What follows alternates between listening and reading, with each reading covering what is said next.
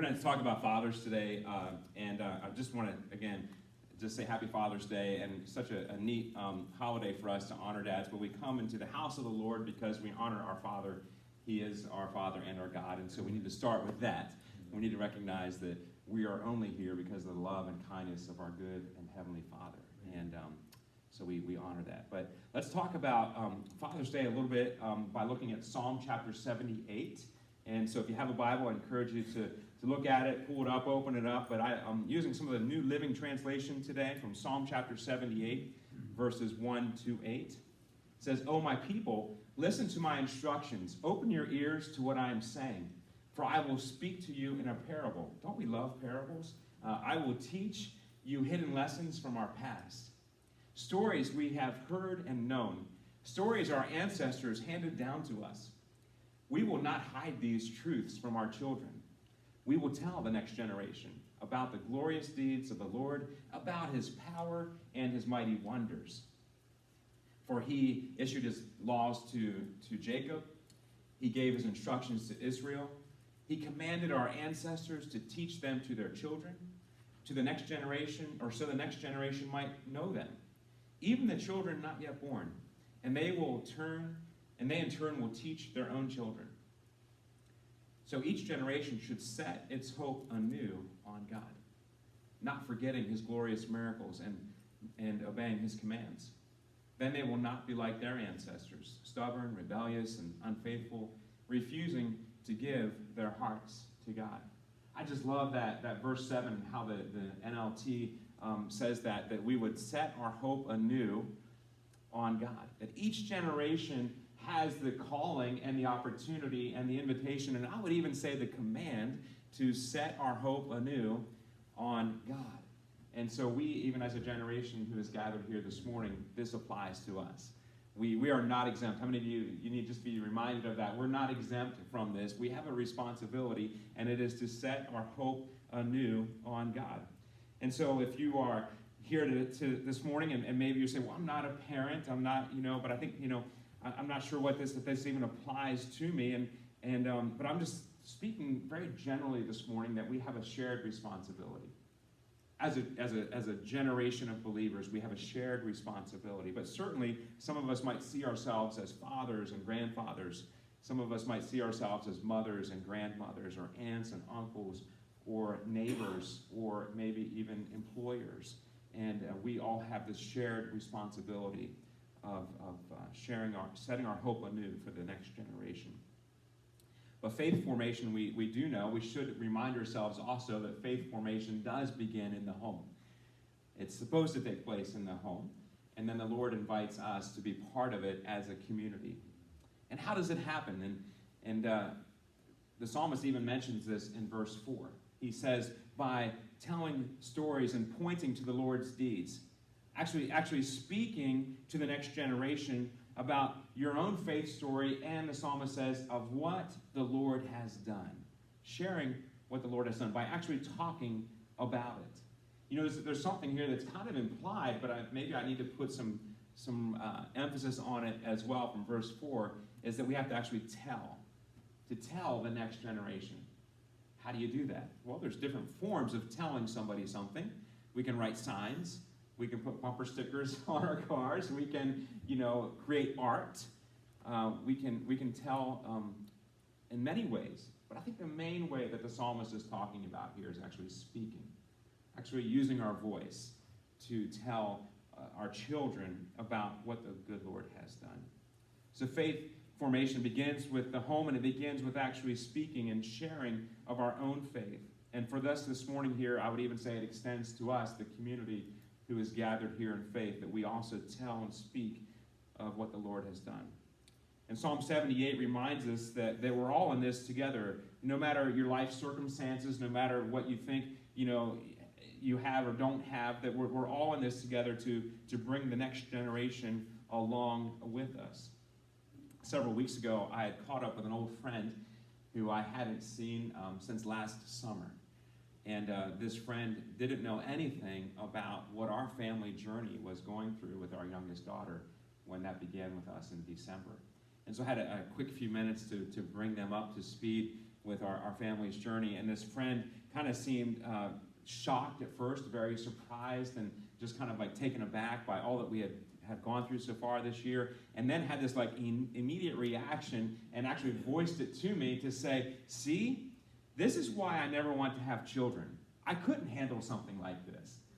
And I was kind of taken aback for a minute, and I said, well, I don't disagree with you. I mean, this is a hard thing for anybody to go through, but if you've never had children, you know, it might come off as being very difficult. But then I walked away from that and kind of just saying to myself, but aren't we all in this together? And that's what I've seen more in our family journey, especially the past 6 months, is that, you know, I'm not alone. That we have a community of faith around us who is helping us and telling their stories. And we've received so many stories coming into our inbox from people who have had similar journeys and things that they have gone through and how they have seen the Lord work in their lives. And I'm just blown away by it, because up until this point in time in our family, I did not know some of these stories. And some of these people are very close to me, and I had no idea some of the things that they had been through. But I do think that we're all in this together. And it's not a scary thing. It's actually a privilege. It's an opportunity to share our lives with the next generation.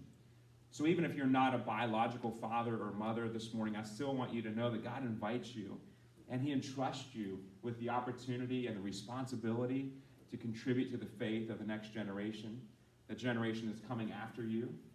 And even the psalmist says here, the ones that aren't born yet, the next generation after that, and the next generation after that, and the next generation after that. It's just a continuing process the Lord has invited us to. So on this Father's Day, I want us to consider God's prescription for faith formation for the next generation, because he has prescribed some things here. He's actually talked about this very pointedly, and I want to get into that. And so I'll be speaking not just to fathers, but also to mothers, and to grandfathers, and to grandmothers, and like I said, to aunts and uncles, and anybody who has someone around them of the next generation. Is there anyone here who does not have someone around them of the next generation? Because we can just excuse you right now, okay? No, nobody? Okay, so nobody's exempt here. This is good. That's what I was hoping for, okay.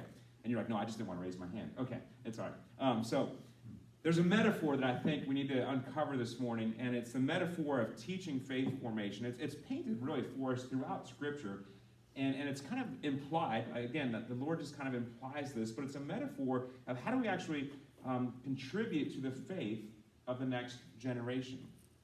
And it's the metaphor of a relay race. It's one in which runners pass a baton on to another, and then to another until they successfully cross the finish line. Runners in a relay race will run, and they will win or lose, not as individuals, but as a team. And I think the Bible really paints this metaphor for us very, very well. And so I want to first consider this work that the Bible has outlined for us in 2 Timothy chapter 2, verses 1 and 2. Paul's words to Timothy, he says, Timothy, my dear son, be strong through the grace that God gives you in Christ Jesus. You have heard me teach things that have been confirmed by many reliable witnesses, and now teach these truths to other trustworthy people who will be able to pass them on to others. This is the metaphor, the imagery of a relay race, of someone actually running. And this imagery, I think, it just sits so well with us, because it's something that we can actually understand and grasp and know that, okay, like, this is something I can figure out. Like, I can be involved and I can be a part of this, because it's for everybody. And it's not just for one person or a special person, but everybody's called to be part of this race. And there are many legs to the race. There's not just one or two or three or four runners, but there are many runners. And we all get to carry the baton at one point or another. So these biblical principles, there are principles I want to share with us this morning to emphasize this metaphor, but I'm careful to call them principles because they're not necessarily promises. There's no guarantees on the outcome. Just like in a relay race, you can be the best runner, you can hold that baton the best way, but there's no guarantees on what happens to the next leg in the relay. There's no guarantees on how the race will finish based upon your own individual effort. So these are principles, not necessarily promises that come with guarantees. So the first principle is this. Those who run first set the pace for those who will follow after them. Those who run first will set the pace for those who will follow after them. This might be surprising to you, but when I was in high school, I was actually on the track team. I know I look like, a stealth sprinter up here, but I was told I was a sprinter, okay? I didn't volunteer for that role, but I was told I was a sprinter. But really, there were two reasons for going out for the track team when I was in high school, the spring track team. The first reason was this. Now, these are my own personal reasons. There probably are more, but these are the two reasons that stick out in my mind some, 30 years later. The high school football coach was actually the high school track coach. And so he really saw the spring track team as spring training for our fall football team. So if you wanted to gain strength and conditioning for the fall football season, you were expected to be there for the spring track season. So that was kind of an assumed thing if you were on the football team. That's the first reason. The second reason I was on the high school track team was because, anybody been involved in a track team, track and field events? So if you've been in track and field, there's a lot of downtime because there are many, many events. And so whether it's a track meet or whether it's practice, there's just a lot of downtime. And I equate that to say downtime equals social interaction. For this high school student, I spent a lot of time lying on the pole vaulter's mat, flat on my back, talking to my friend during high school track meets. Anybody else with me on that? Am I the only one who did that? Okay, I guess I'm the only one who did that. But wasn't a lot of strength and conditioning going on while I was laying around on a pole vaulter's mat talking to all of my friends. But anyways, I was on the track team. And I was told I was a sprinter. And one of the events I was in was the 4x100 meter relays. And I love the 4x100 meter relays. There's a few reasons I love the 4x100. Anybody run the 4x100? Am I the only one? Okay. So it's an event that, the better you are, the better your team will be, but it's a team event. So no matter how great or how not so great I was, there were 3 other people that I participated with who would hopefully do much better than I thought I could do. And so it was a team event. I loved it for that reason. But I also loved it because I did like sprinting. I loved seeing the sprinting. I loved trying to think about, how to become a better sprinter. It was a shorter race. I didn't have to run, 1,600 or 3,200 meters, for hours, it seemed like on end. I just ran this short little distance and then I was finished. And I liked that aspect. But also during my time in high school, both in York and Harrisburg, there were these record-shattering teams. And I loved seeing those teams. I actually got to witness a few of them sometimes. And every Sunday morning, I could not wait to get the Sunday newspaper because the York coverage of these teams was so great. And I would just read about how these teams were shattering records. And some of them went on to be professional athletes. And I was just blown away by how fast they were. But every relay team has a strategy. And if you know me, you know that I like strategies. I'm a strategizer. It's how I'm wired. If you don't like that, I'm sorry. That's just how I was wired. I like strategy and planning. And for a 4x100 relay team, believe it or not, there is a strategy. Here's the strategy. You have the fastest guy out of 4. You put him at the very beginning. Because he's going to hopefully get a jump on everybody else. He'll get a solid lead. The second fastest guy gets at the very end. He's the 4th leg of the relay because he's the second fastest guy, and if the team falls behind, he hopefully can kind of make up some of that distance. And you put the 2 slower guys at the number 2 and number 3 spot, okay? Do you know where I was? Don't be so kind. I was number 3, okay? I was the 3rd place guy. Because the thought was if the fastest runner gets going, he gets out there and he hopefully gets a little bit of a jump and gets a lead, that maybe the second guy can hold it. And then they put the slowest guy in the 3rd spot, and then if he loses it, maybe the 4th guy can make it up. And I'll just say I lost it a few times, okay? I lost that lead for us. But I love that kind of strategy because the strategy was really not about being so much about being fast, but it was more about positioning yourself. And as you come up to a track meet, you would kind of measure the opponents. You kind of take a gander, a look at them to say well, how are they lining up? Where are they putting their fastest guy? Where are they putting their second fastest guy? And you kind of could get a feel for what do we need to do and how do we strategize here? And it was one of those things where it wasn't so much about speed and being the fastest person as much as it was about having a strategy for a process of knowing how to position yourselves. And I would say this is a lot like parenting. That it's not about being the best parent or doing everything exactly right and trying to be perfect. It's really about having a strategy to position yourself and position the next generation to set them up for success. Do you agree with me on that? I have okay, 2 people. Hey, thanks. It's about positioning. It's not about like how quick or how fast we like teach something or get to something or do something. It's about positioning the next generation. And I think a similar thing can happen with our own faith values as they're passed from one generation to the next. Each one can look to the one before them, the previous generation. We can see how they ran their race. And I can just testify this morning, I'm so thankful for my grandparents and my parents who ran the race before me. My aunts and uncles, my great aunts and my great uncles, my great grandparents. I'm so thankful for all those generations who I'm aware of, who ran the race of faith before me. And I can look back on them and I can see the faith that they lived. And yet, were they perfect? No.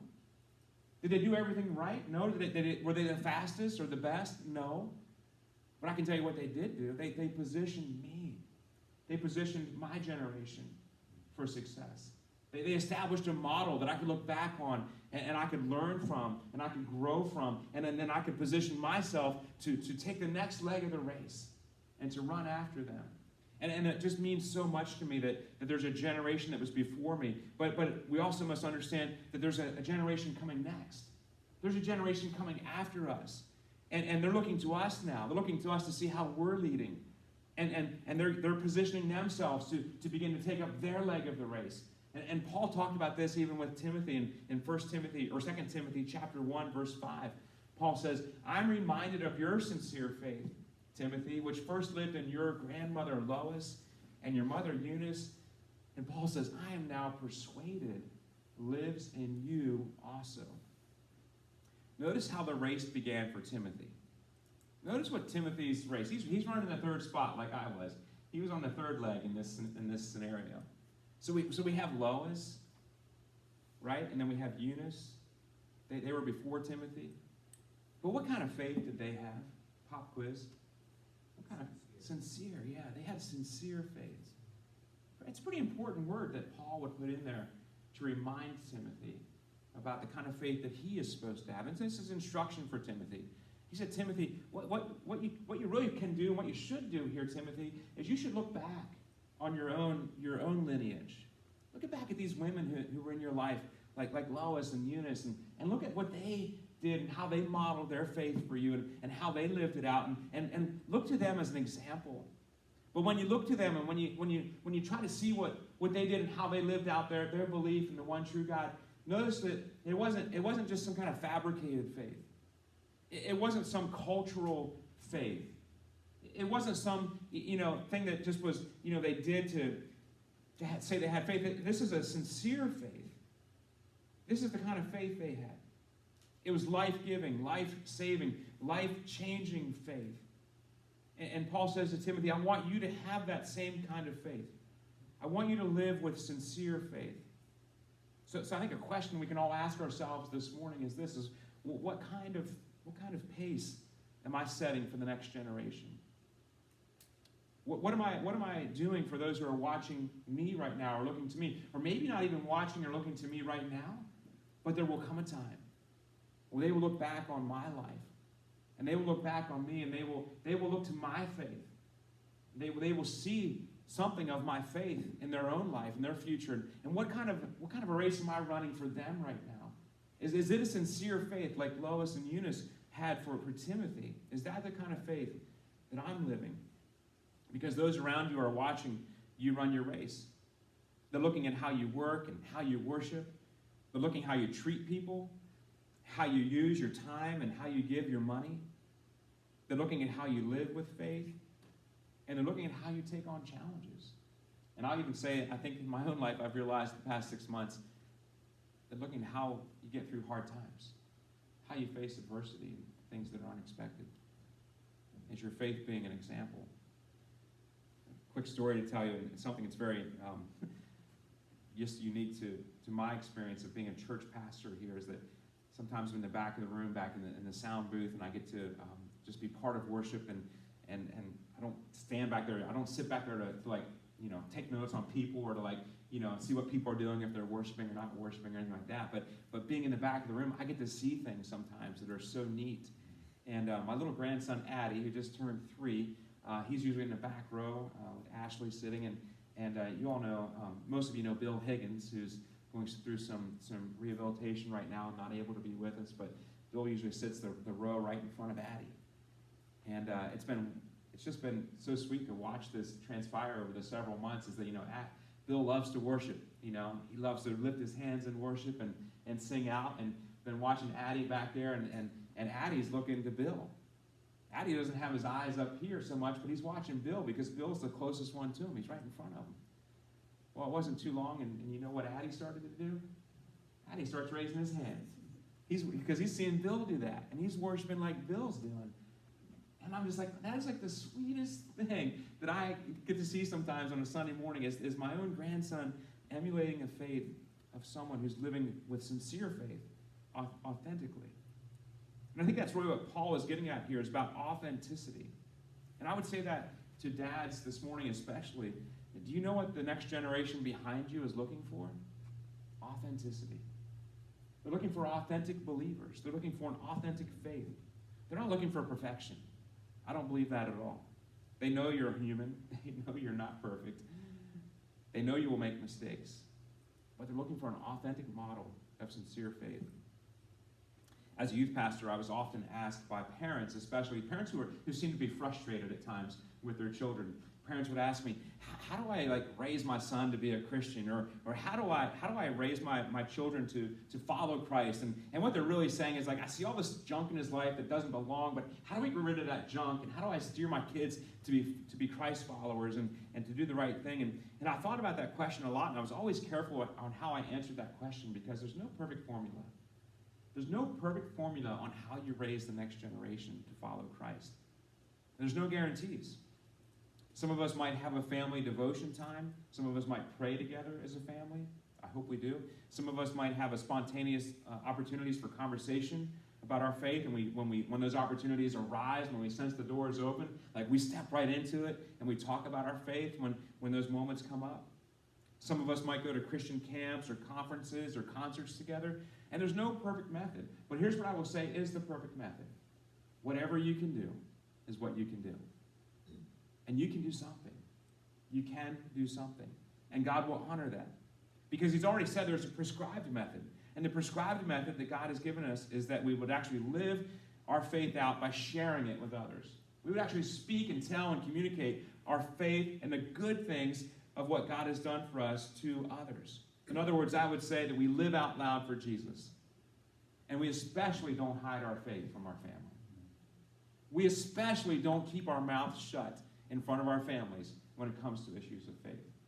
It doesn't mean that we force our families to believe like we believe, to do what we do, to just say, this is what you have to do. That's not what it's about. It's about speaking words of hope, as the psalmist said, to set hope anew for the next generation. And we do that by speaking of our faith, especially in front of our families. When we let our children see our faith, and we let them see our joys, and we let them see our sorrows, we let them see our struggles, and we let them see our victories. So we live in sincere faith. And children, every generation needs to hear and see this in the generation before them. The second part is this, is that a successful handoff is the result of 1,000 practice runs. A successful handoff is the result of 1,000 practice runs. Does anybody remember the 2004 Summer Olympic Games in Athens, Greece? This is a pretty historic moment, not for good reasons, but actually for very challenging and frustrating reasons. This is a picture here of a 4x100 meter relay. And this team was favored, actually expected, to win the gold medal in 2004 in Athens. And it featured two great runners, Marion Jones, who was a sprinter already had 4 gold medals at this time. And she won those in Sydney, Australia before. And it also was a team with Lauren Williams, who was a very young speedster. She was running that third leg, quite different than me. She was a young speedster in the third leg. But this team was expected, and really, there was so much pressure on them that everybody thought for sure they're going to win the gold. The night before their race, they had set the fastest qualifying time. Basically, all they had to do was show up and do everything right, and they were guaranteed to come home with a gold medal. By the way, I think it was Marion Jones who was also trying to get both a gold medal and be one of the first females. I don't think she would have been the first, but to be one of the first females to get a gold medal in both a track and a field event. And so she was, I believe, a pole vaulter who pole vaulted like an hour before this race. And she came in, I think, 5th or 6th in the pole vault. Didn't even come home with a medal in that thing that she was expected to have. But then they ran this race.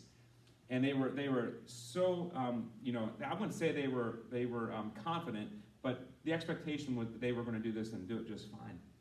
Well, when they came into the race, what happened was during this exchange between the second and third leg of the race, they could not complete the handoff.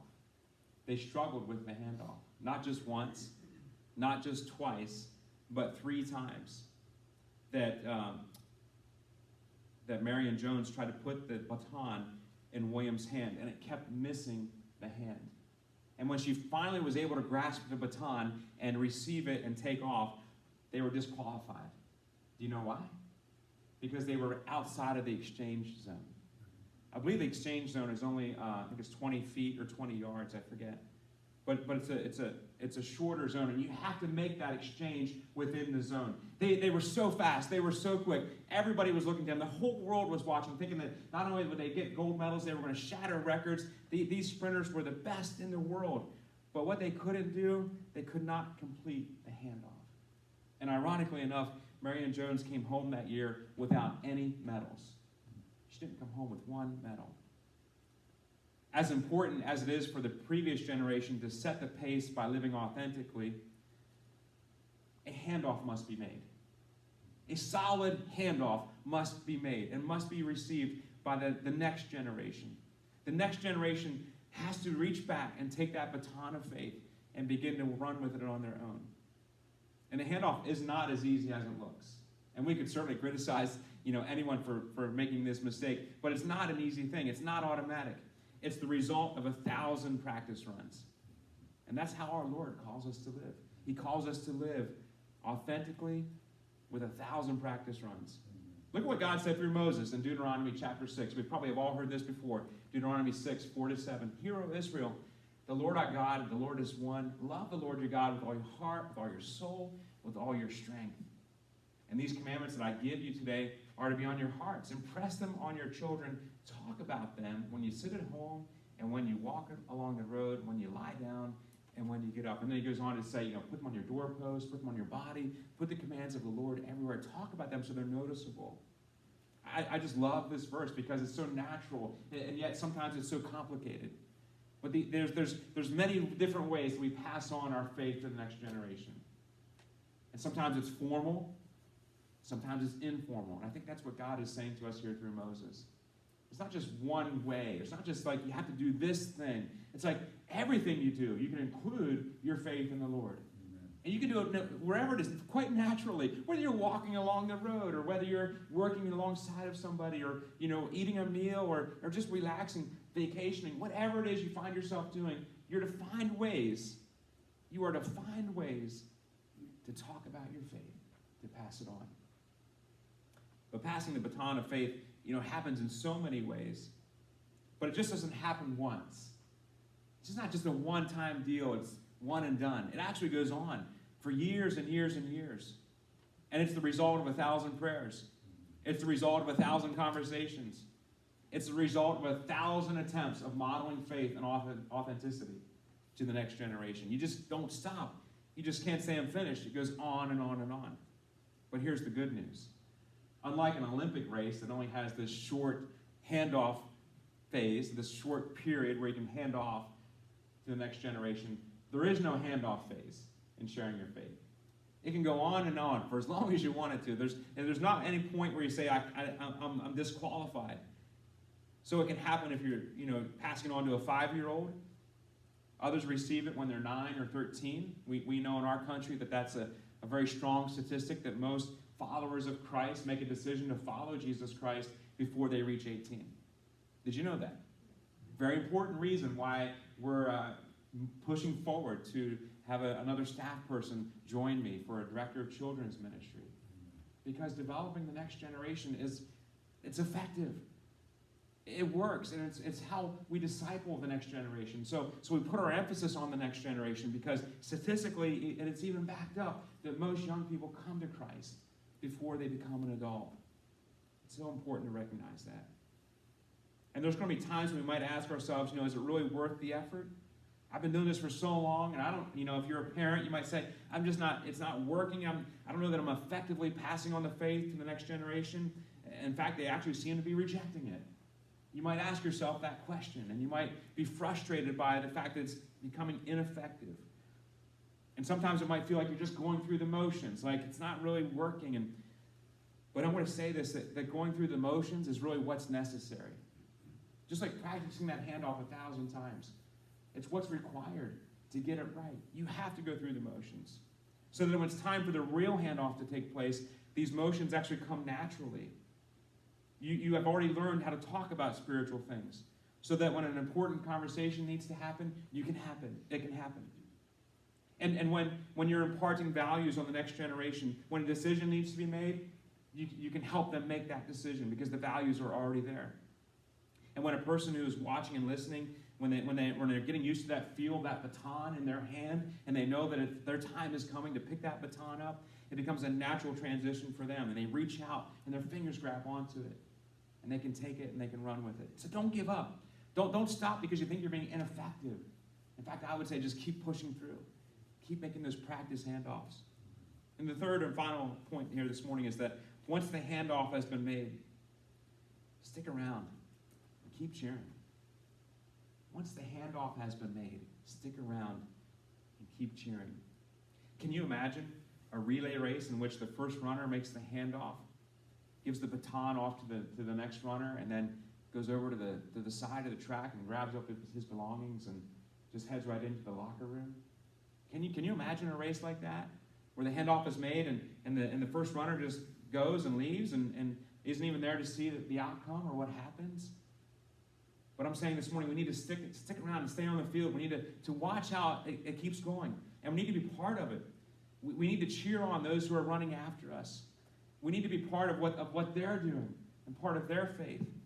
And the race isn't over until the last runner crosses the finish line. The race isn't over when you think you're finished. The race is over when the last runner crosses the finish line. And so it is with the relay of faith. You set a pace for others by the way you live.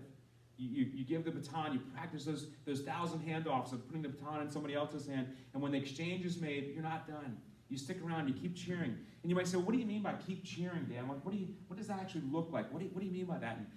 And again, from Paul's words here to the church in Thessalonica, he says this in 1 Thessalonians chapter 2, verses 11 to 13.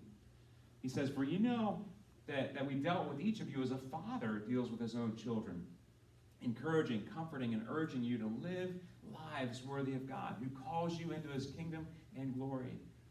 And we also thank God continually because when you received the word of God, which you heard from us, you accepted it not as a human word, but as it actually is, the word of God, which is indeed at work in you who believe. I just love how Paul writes this, and it's kind of like there's actually, I think, a presumption being made here. Is like, if you understand fathers, then you know what comes next. And it's like Paul's saying, I'm writing to you as fathers. You know what a father does. It's quite natural. I think Paul is highlighting this. What a father does with his children. We don't need to teach these things, but maybe we do. But I think Paul is kind of just inserting this with this understanding that people would already know this. What a father does, this is what a father does. A father encourages, a father comforts, and a father urges. So Paul's writing here like to the church, the leaders of the church, to say, do these kinds of things in the church. Do these things and help the believers, the next generation coming after you. You comfort them, and you encourage them, and you urge them on to godly living. Because that's what a father's supposed to do. But I don't know that we need to teach that, but I think maybe we do need to be reminded of it, that fathers, this is what God is asking us to do. This is how we treat our children. This is how we raise up the next generation, those coming after us, is that we encourage, we comfort, and we urge. It's a good place to start. And you might say this morning, well, Dan, like, I've all this stuff is behind me. My kids are grown, but I think maybe I messed up a little bit. Like I didn't do it like this. In fact, I may have done the opposite of this. I made some mistakes, and maybe you think that your time is over with. But I would just encourage you Even if you've dropped the baton, even if that baton was dropped and you heard it clink, clink on the track, like, go back and pick it up and call out to the next generation and tell them that you made a mistake and admit that. And that's just a great beginning for anything in life. When you admit your mistakes and you confess things that you didn't get it right, or maybe intentionally you just messed it up, and you just say, you know what, I messed it up, but I want another chance. Can we try this again? And I do believe this. In the bottom of my heart, I believe that God moves in the recipient as much as the giver. And God will stir up that heart of that person you need to say that to. And if you're honest and you're authentic and you're sincere and you live in sincere faith, I think God will honor that. Maybe dads, you just need to be encouraged this morning that it's not done yet. Your time being a father isn't finished yet. You can still get back out on the track and try it again. And maybe you say this morning, well, my children have turned away from faith in God. I don't know what to do. I'm so frustrated because I don't see anything. Like, I've tried. I've done all the right things. And, you know, I tried to teach them about faith. I tried to model it. But I just don't think that they even want it. And my advice to you would simply be this. Keep the door open. Don't shut the door. Keep the door open. Don't shut the door on the person in your life because you're not happy with the choices they've made. And do this. Don't make faith a battleground, especially in your families. Don't make faith a battleground. Don't make ultimatums either. Keep the door open. Continue to love them. Continue to enjoy them. Continue to include them. Continue to pray for them as your children. That's what a loving father does. And don't beat yourself up. Don't beat yourself up over the coulda, shoulda, wouldas, because here's the fact. In any race, in any relay race, every runner gets to run their own leg. Every runner gets to run their own leg. And don't beat yourself up. You can't choose how they will run. You can't make them run a certain way. You can teach, you can model, you can encourage, but you can't make them do what you want them to do. You can do everything in your power to hand off that baton, but ultimately, everyone gets to decide for themselves. And if they will take it, you'll be blessed. And if they won't, you just keep going. You keep encouraging. And I do believe the fact is that some will and some won't. And in this moment, you might begin to recognize, well, I'm just not sure how this is all going to turn out. Like, I've tried, and there's so many questions, more questions than there are answers. But I'll just say this, and the last word of encouragement to us all this morning is that the race isn't over yet. The race for the next generation isn't over with yet. My experience is that people who've been raised in faith, they will often embrace it at some point in their lives. Maybe not at the time frame that you want them to, but they'll embrace it at some point in their lives. There may be some wandering and wasted years. There may be some hurt and some heartache. But usually, they come back. And they come back looking for that baton because they know that you have it. And they want to receive it. And when they do, you be sure that you're ready. You be sure that you're still on the track. You be sure that you're still out there cheering them on. You haven't given up on them. So keep running your race, keep practicing the handoff, and keep cheering for those who are going to go next. Because here's the fact. The coach hasn't called us into the locker room yet. The coach hasn't called us yet. We're still out here running the